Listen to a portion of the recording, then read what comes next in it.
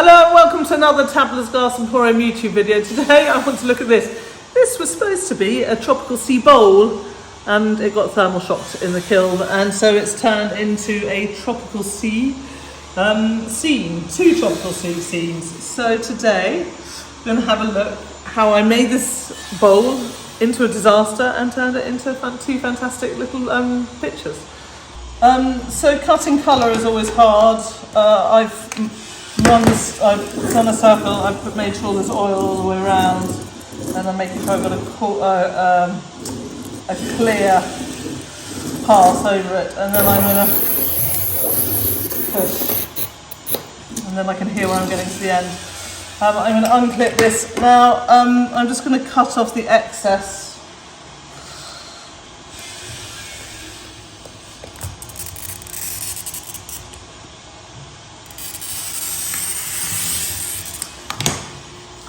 I should have done it with a ruler, but that was me getting it. Now you can see it's run round it and then along, so I really should have done it with a ruler. Put this to one side. Now I'm going to cut off the excess along this bit as well,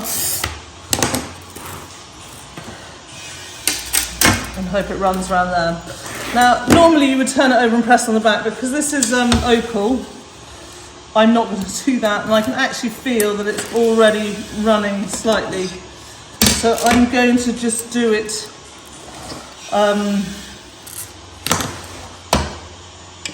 the kind of easy way and just run them off like this. I'm going to end up with little bits on it, but I don't really mind. I'd rather that than the circle breaking. And then I can always cut. Yeah, and there we go. So there are little bits like that you can use grazing pliers to pull off, or you can run them on a grinder. It's up to you. If they won't pull off easily, I'll run it over the grinder. I want a good, nice, clean circle on this. You know, there's a lot of glass going into this project, so that one won't come off. I will just give this a quick run on the grinder. If you didn't have a grinder, you'd be fine.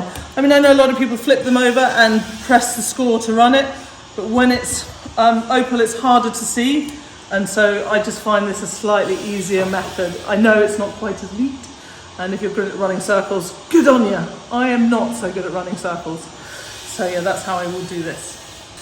So for the texture circle, I want to cut it a tiny bit smaller. So the other one was 30. I looked at my mould and decided that my mould's actually only 29, 28, but you can slump slightly bigger into a smaller mould. You just have to go very slow when you're slumping, and I like 30.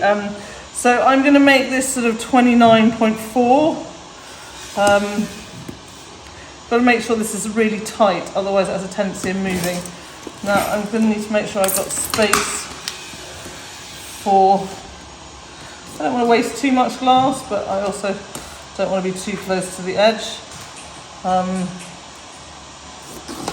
That's about right. It's distracting having the jewellery hanging over the top. Then you put this down, then I'm going to use the oil.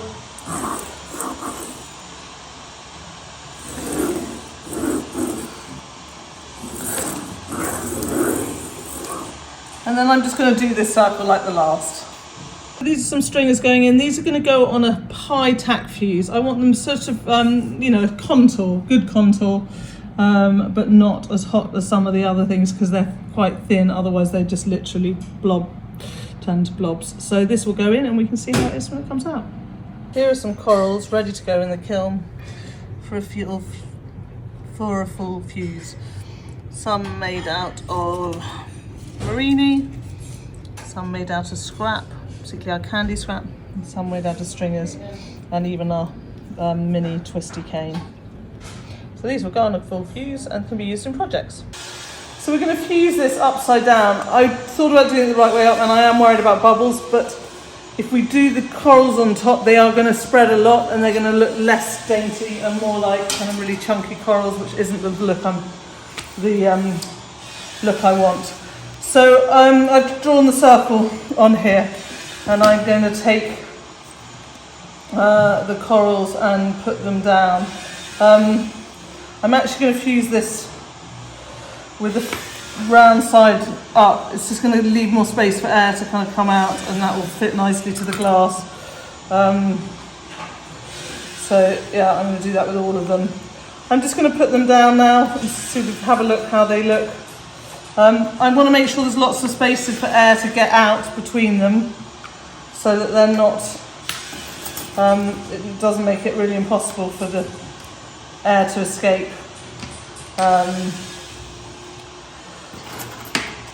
So I'm put these out and we can have a look before I put the blue glass on top. So we've got our blue glass that will go on top, and then our tector that goes on top of that. The tector, I'm making sure it's slightly smaller, and I'm just putting it inside the blue glass. The tector is going to flow, and I hope it doesn't flow too much that we will end up seeing it around the blue glass. Anyway, it's an experiment, we will see. I've got a lot of space under here. I will do a 2-hour bubble squeeze. I want to get this in the kiln now so that we can have a look tomorrow how it is. Here's the bowl out of the kiln. It worked really well, I'm so glad. I mean, I think if I'd put the corals on top, they would have gone very blobby and we would have lost these gaps. And I love the reactions we're getting. It's sort of like the shadow behind. Now, my next step is I just want to put some small corals on top to then give us kind of 3-dimensional effect. So I'm not going to put many, just a few here and there, and in the middle I'm just going to put kind of some of these some like anemones. These work really well when I had clear glass in them. When I had clear glass, they look kind of amazing because you can kind of see through them. It's going to be virtually impossible to see on camera. You can sort of see through them to the blue below, which is like totally great. I might put one of these rainbow ones on which are particularly transparent.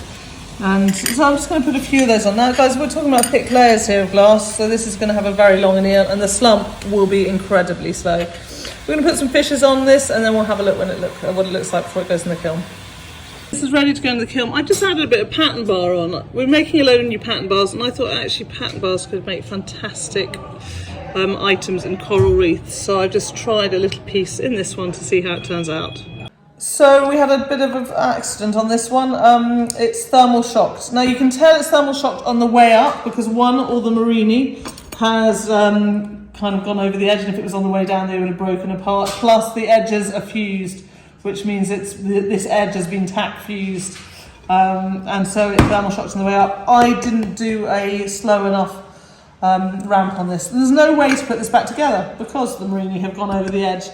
So I'm kind of trying to think what I can do with this. This is making lemons, lemonade from lemons. Also, it thermal shocked so much that it pushed this off the edge of the kiln shelf, so we've got a bend on it, and I don't really want to put it back in the kiln because I just think it's a lot of layers and it's obviously had a bit of stress in the glass already.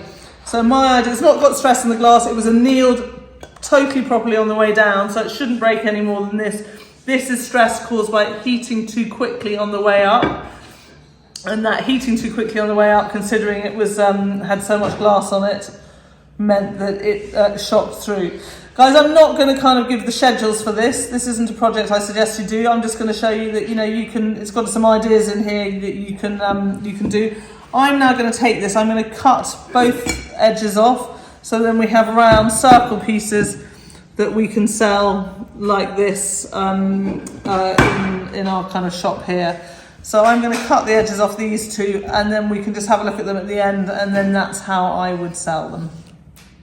So here this is. We cut the bottom off, I then put it back in the kiln, and I did a sort of a very low tack fuse fire polish on it. I went very slowly, guys. I did it kind of 80 degrees an hour up to top temperature, and then a 6-hour anneal with a very slow cool down to make sure we didn't have any other issues with this in the kiln. I'm quite pleased with it now because now I get 2 pieces for the kind of effort of 1. I don't know whether you noticed, we had a tail. We had the part of this was here, that was one part that cut off, so we had a tail, and we just tack fused another stingray on it so that it wasn't a tail on its own, and it had a stingray attached. I have these. These are from John's Glass Supplies on Etsy. I think they're brilliant. They're fantastic little stands that you can put your pieces in. They're really good value. And I think it works really well. It's a sort of brilliant way of showing pieces like this off, not costing a lot of money. So I was sort of quite pleased with this in the end. I think I'm getting 2 for the price of 1. I started off making 1 bowl that probably would have been harder to sell, and now I've got 2 pieces that I think will probably sell pretty easily in my shop. So I'm quite pleased with that. You know, you can get my supplies, all our Murrine, all our wonderful products at tabithasglassemporium.com. Check them out. We've always got new stuff happening. It's worth subscribing here, then you'll see all the new videos. Turn on notifications, share this video with your friends, with people. Like us on Facebook, follow us on Facebook. Do all the stuff, helps us help you. And I really hope you've enjoyed this video, and I will see you next time.